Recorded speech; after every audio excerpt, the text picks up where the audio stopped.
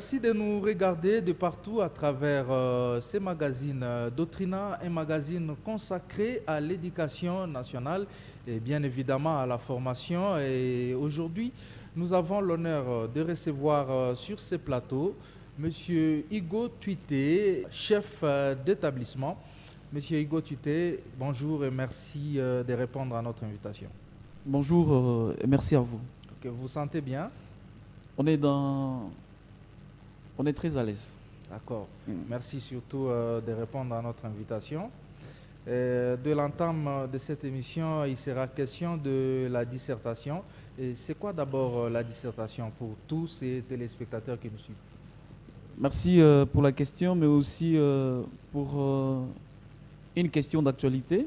À ce jour dans l'enseignement, surtout pour les enfants de 6e, ceux-là qui préparent l'examen d'État. C'est une question d'actualité parce que d'ici le 12 juillet, ces enfants vont passer cette épreuve nationale. Qu'est-ce qu'on attend par dissertation? Je ne voudrais pas entrer dans des considérations très linguistiques parce que ici, comme vous m'avez présenté en qualité de chef d'établissement, c'est en cette qualité-là que je vais intervenir, non pas comme professeur de français, Oui. parce que en tant que chef d'établissement, j'ai un œil sur le déroulement ou l'encadrement de ces finalistes dans ce domaine-là. La dissertation, simplement, c'est en fait un art ou encore une action pour mieux exprimer ses idées par écrit, dans une certaine logique, afin de plaire les lecteurs. Donc, grosso modo, je dirais c'est l'action de mieux exprimer ses pensées par écrit. C'est là un plan bien ordonné afin de plaire celui qui va vous lire. Justement, c'est aussi une étape très importante Oui. parmi les épreuves d'État pour les finalistes. Mais déjà, comment est-ce qu'elle est structurée, cette dissertation? Oui, elle a une méthodologie à suivre,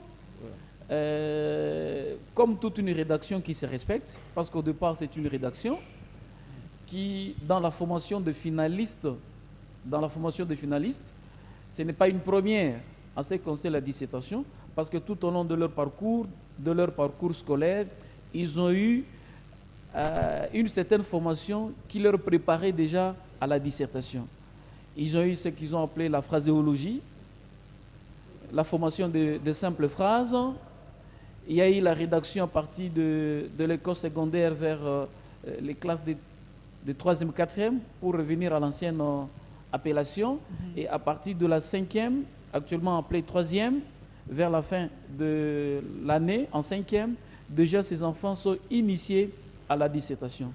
Qu'est-ce qu'on leur apprend dans ce domaine-là, ou quelles sont les structures, comme vous le dites? Il y a 3 grandes parties. La première, c'est l'introduction. La deuxième, le développement, et la conclusion. Chacune des parties, à son sein, a de sous-parties ou de sous-ensembles. L'introduction a 3 petits éléments.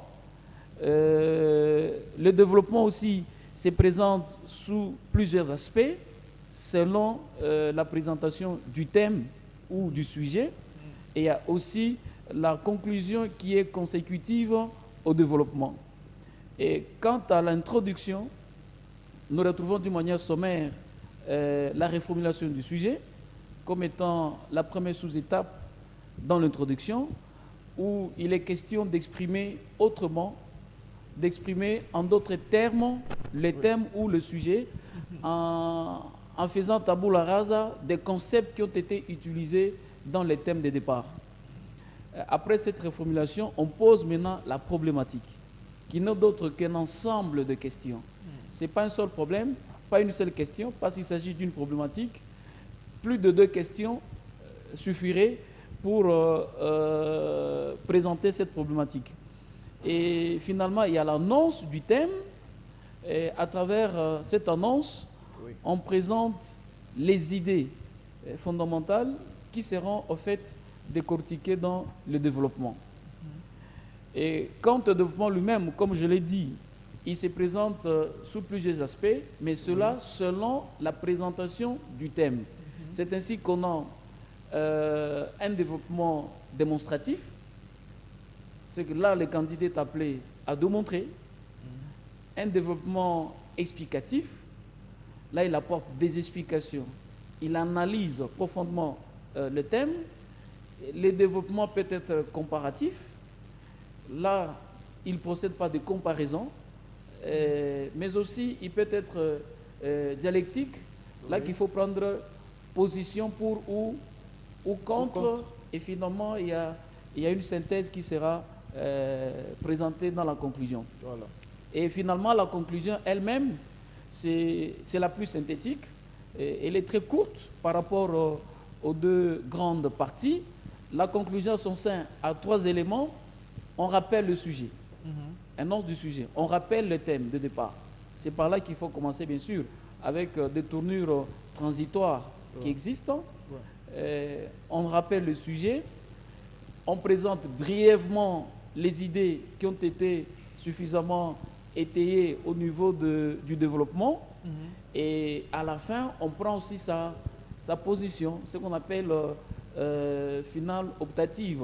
Vous prenez votre position. Et un élément peut-être de précision au niveau de la conclusion, la dissertation se termine toujours par 3 points. La dissertation se termine toujours par le point de suspension.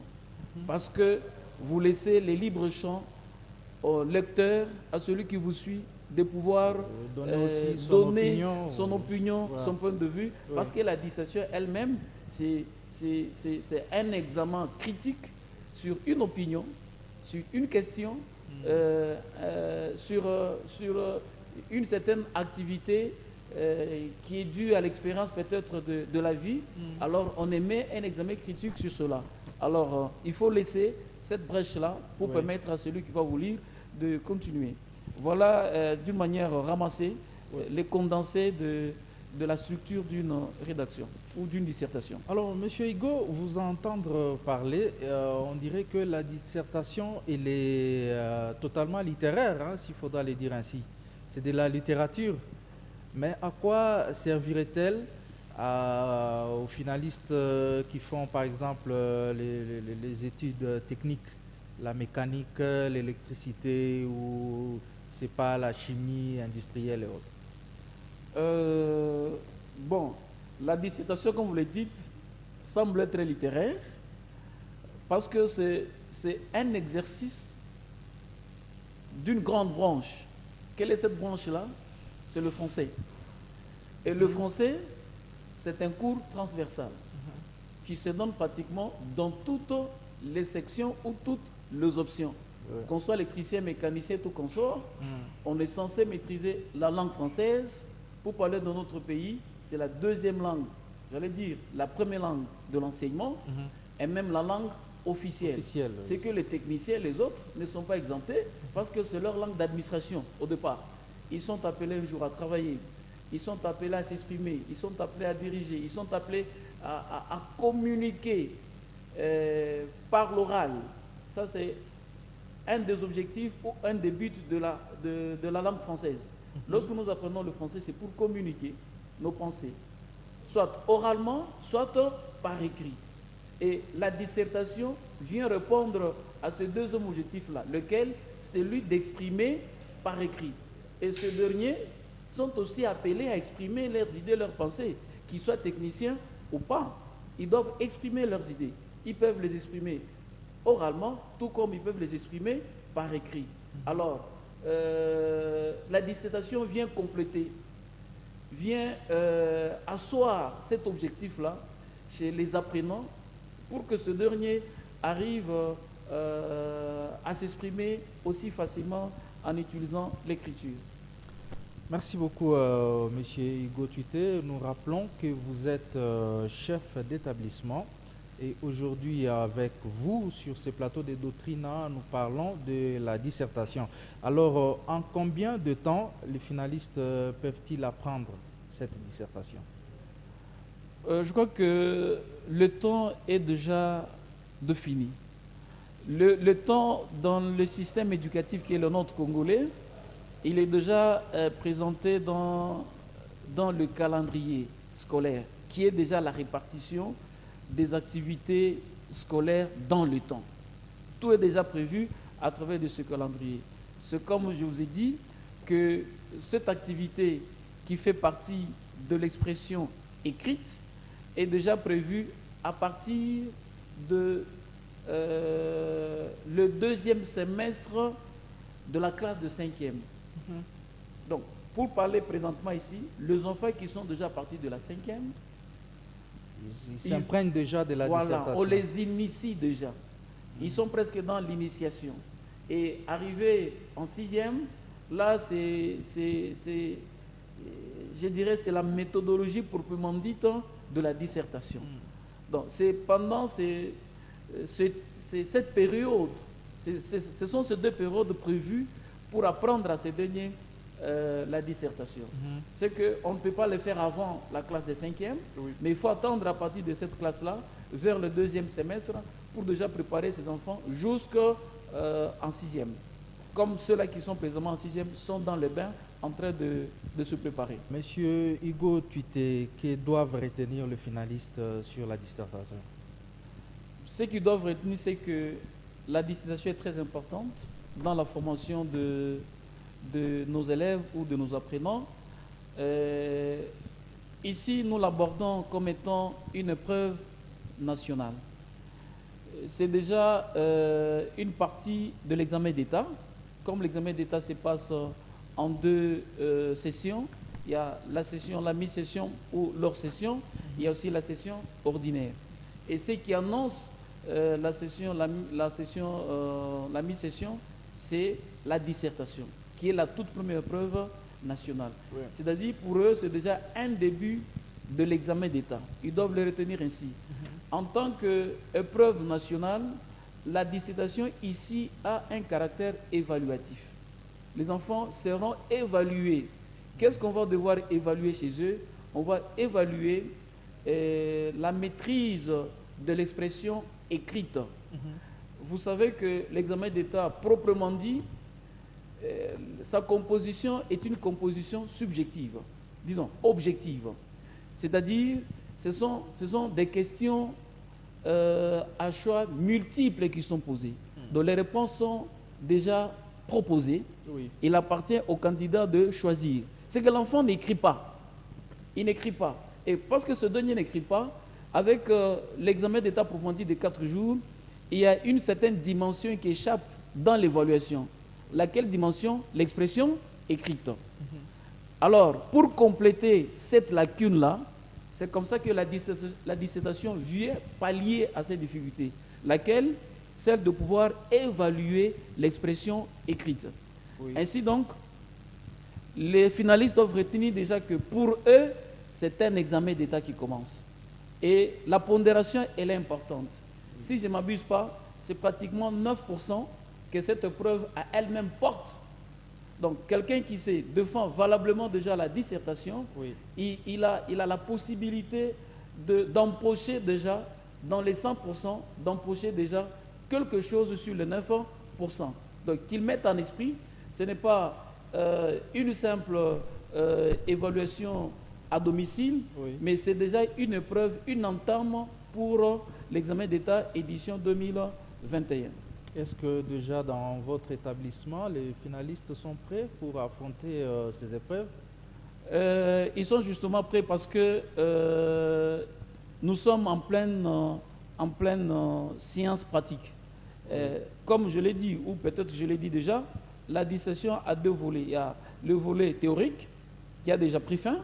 Là, on a présenté la structure, oui. Et il y a aussi le volet pratique. Et dans le volet pratique, c'est maintenant exercer les enfants d'une manière hebdomadaire à disserter ou à rédiger autant de sujets. Ils le font et ils continuent à le faire jusqu'au moment opportun. Peut-être avant de finir cette émission, quelques astuces pour motiver les finalistes à la réussite. C'est une question vraiment pertinente et très importante qui peut faire au fait l'objet même d'une émission entière. Les astuces qu'on pourra leur donner, je peux les situer à deux niveaux, au niveau intellectuel et au niveau sanitaire. D'abord sur le plan sanitaire, il faudrait que ces enfants qui se préparent aux examens d'État, comme on l'a dit un auteur, John Locke, une âme saine dans un corps sain. Lorsque le corps n'est pas sain, on a du mal à retrouver un esprit sain. Donc ces derniers doivent gérer correctement leur santé. C'est-à-dire, ils doivent mieux gérer leur sommeil. Vous savez, aujourd'hui, il y a beaucoup d'éléments de distraction où ces enfants, certains vont au lit tardivement au lieu de se préparer comme il se doit. Lorsqu'on va au lit à 22h, 23h, parce qu'on est accro à son téléphone ou accro à la télévision, et les sommeils dérangent. Lorsqu'on n'a pas un rythme normal du sommeil, toutes les facultés intellectuelles sont dérangées. Ou qui dit préparer examen d'État, dit un état psychique posé, calme. L'alimentation est aussi de grande importance. Il faut prendre une alimentation bien équilibrée, beaucoup de légumes, c'est important, beaucoup de fruits, c'est important. Éviter la boisson, l'alcool, parce qu'elle a deux effets. Sur le plan même psychique, c'est connu, ce n'est pas démontré ici. Et il faudrait également qu'ils aient les moments de divertissement bien chronométrés. L'exercice physique fait partie d'une bonne préparation sanitaire. Oui. Mais sur le plan intellectuel, je voudrais insister sur la participation au cours. L'élève ne peut pas espérer un diplôme par un bâton magique. Le seul miracle à faire, c'est assister régulièrement au cours. Mais cette assistance ne veut pas dire croiser les bras et observer l'enseignant comme une image à la télévision. Non, cette assistance veut dire on suit l'exposé à travers son bloc-notes. On doit disposer de son bloc-notes. Pendant que le professeur fait son exposé, l'apprenant doit prendre les éléments essentiels. Si au départ, il a un support sur lui, il doit avoir un souligneur, il doit avoir un crayon, et pendant que l'enseignant procède par son exposé, il met en relief, en évidence, les éléments clés sur lesquels l'enseignant insiste. Mais lorsque vous avez affaire à un auditoire bras croisés, et l'enseignant est en train de faire son exposé à lui seul, c'est pratiquement le monologue qui ne va servir à rien. Au-delà de cette assistance régulière au cours, l'apprenant doit lire à la maison. Et pour qu'il lise à la maison, il doit établir son horaire personnel, qu'il le gère lorsqu'il n'est plus à l'école. Parce que l'enfant a deux moments importants.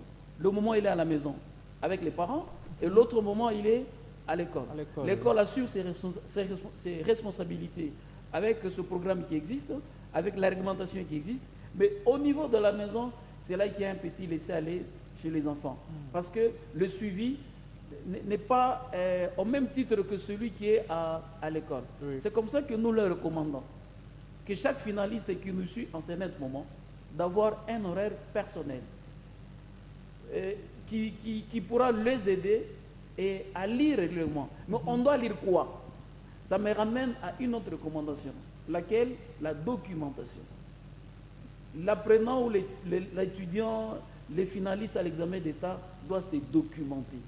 Il ne va pas se limiter simplement aux cours qui lui sont donnés par l'enseignant, aux résumés qui sont dans les cours simplement. Il doit avoir les manuels scolaires. Aujourd'hui, ils sont les plus chanceux, parce qu'à leur époque, ici, les manuels sont partout. Quand nous traversons les grandes artères en ville, nous trouvons les manuels étalés. Et surtout que l'Internet est en vogue, on peut trouver des manuels en ligne. Disponible. Mais chez eux, l'Internet, c'est autre chose. Donc, il doit se documenter. Il doit, au-delà des manuels, des recherches à l'Internet, les recherches dans les documents physiques, mais aussi avoir le programme nationaux. Parce qu'on ne lit pas n'importe quoi. On doit avoir un guide qui vous dit qu'est-ce qu'il faut lire et qu'est-ce qu'il ne faut pas lire. Qu'est-ce qui est important pour les examens d'État, qu'est-ce qui n'est pas important. Et le programme le définit déjà.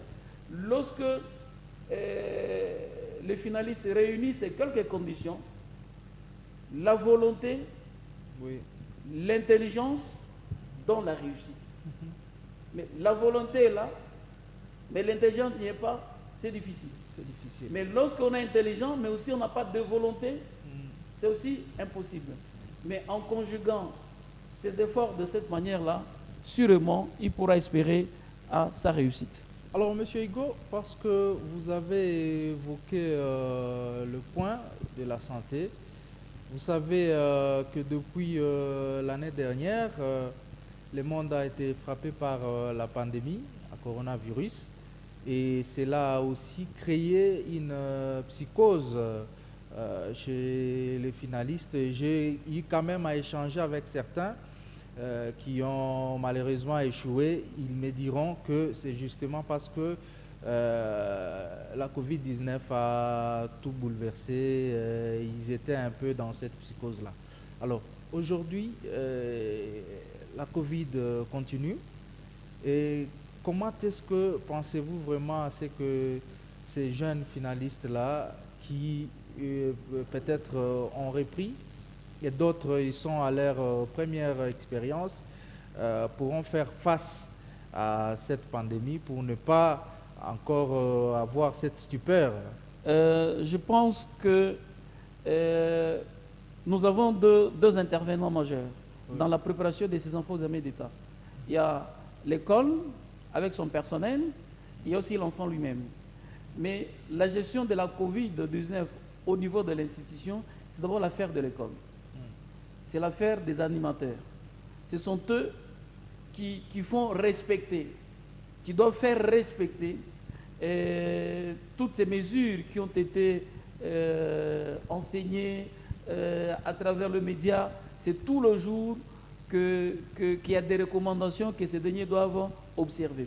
C'est-à-dire, si l'école essaye de mieux gérer cette Covid-19, c'est qu'elle n'aura pas d'impact sur le déroulement des enseignements. Ouais.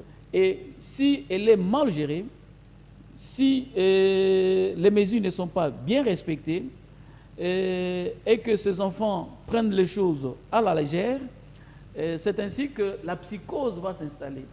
Mais, j'ai toujours dit, le cadre qui est mieux approprié d'ailleurs pour que ces mesures se fassent bien respecter et que ça passe facilement dans la tête des enfants, c'est les milieux scolaires.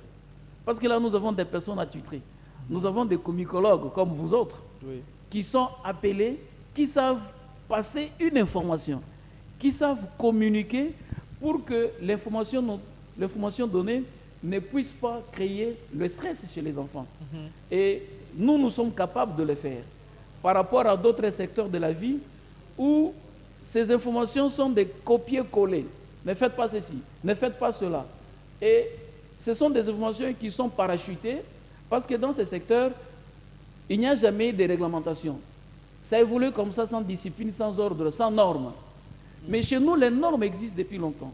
C'est que nous avions pris simplement ces règles qui ont été dictées par les personnes de santé, nous les avions intégrées dans nos règlements, comme d'habitude, oui, et nous procédons, comme les autres règlements qui existent, nous procédons à ces rappels et à les faire observer d'une manière pédagogique.